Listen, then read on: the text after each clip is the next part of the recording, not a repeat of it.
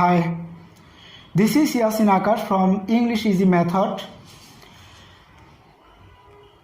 আপনারা যারা ন্যারেশন করতে চান বা ইংরেজিতে ভালো দক্ষ স্কিলফুল হতে চান তাদের জন্য এমন একটা গুরুত্বপূর্ণ বিষয় আছে যা আপনারা যদি না জানেন তাহলে আপনাদের অনেক ক্ষেত্রেই ল্যাকিংসি থেকে যাবে, অভাব থেকে যাবে, ইংরেজির অনেক কিছু অজানা থেকে যাবে।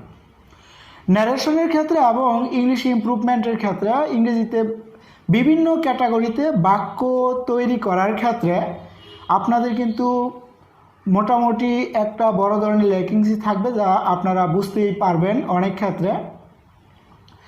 তো ওই টপিকটা হচ্ছে সেন্টেন্স। আমরা জানি সেন্টেন্স হচ্ছে প্রকারভেদ অনুসারে 5 প্রকার। প্রকারভেদ অনুসারে সেন্টেন্স হচ্ছে 5 প্রকার, কিন্তু স্ট্রাকচার বা গঠন প্রণালী অনুসারে সেন্টেন্স হচ্ছে 3 প্রকার। তো আমরা 5 প্রকার সেন্টেন্স আমাদের প্রথমত জানা খুব জরুরি।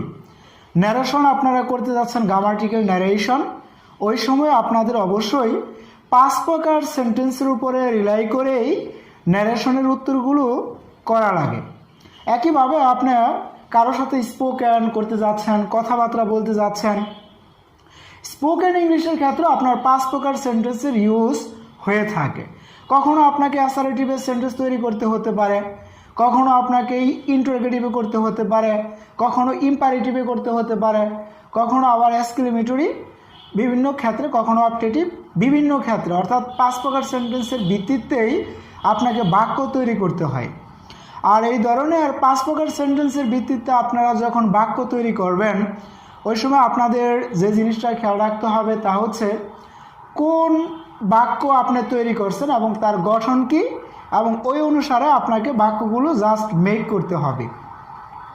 তো আমরা এই 5 প্রকার সেন্টেন্স এগুলোর একটু আমরা ভালো করে জেনে নিব, এগুলো কোন ক্ষেত্রে আমরা 5 প্রকার সেন্টেন্স কোন ক্ষেত্রে আমরা ইউজ করে থাকি।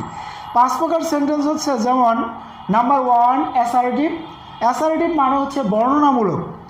Number 2 interrogative. ইন্টারোগেটিভ মানে হচ্ছে প্রশ্নবোধক। নাম্বার 3 হচ্ছে ইম্পারেটিভ। ইম্পারেটিভ মানে হচ্ছে আদেশ, নিষেধ, অনুরোধ, উপদেশ, এই ক্যাটাগরির বাক্য। তারপরে হচ্ছে আপনার ইম্পারেটিভের পরে হচ্ছে অপটেটিভ। অপটেটিভ হচ্ছে আমাদের মূলত অপটেটিভ সেন্টেন্স মূলত আমাদের প্রার্থনা, ইচ্ছা এরকম কিছু প্রকাশ করে থাকে অপটেটিভ সেন্টেন্স দ্বারা।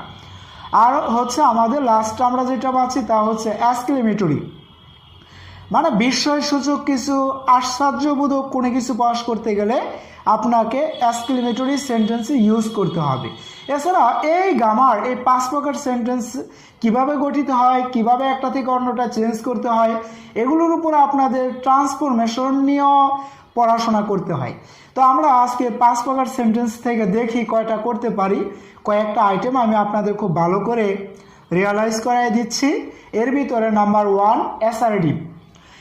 অ্যাসার্টিভ মানে হচ্ছে বর্ণনামূলক। আমরা বর্ণনামূলক বাক্যগুলো কখন তৈরি করি, কিভাবে তৈরি করি? বর্ণনামূলক বাক্য যখন বিবৃতিমূলক বা বর্ণনামূলক কোনো কিছু বর্ণনা প্রকাশ পাবে ওই সময় আপনি বর্ণনামূলক বাক্য তৈরি করবেন।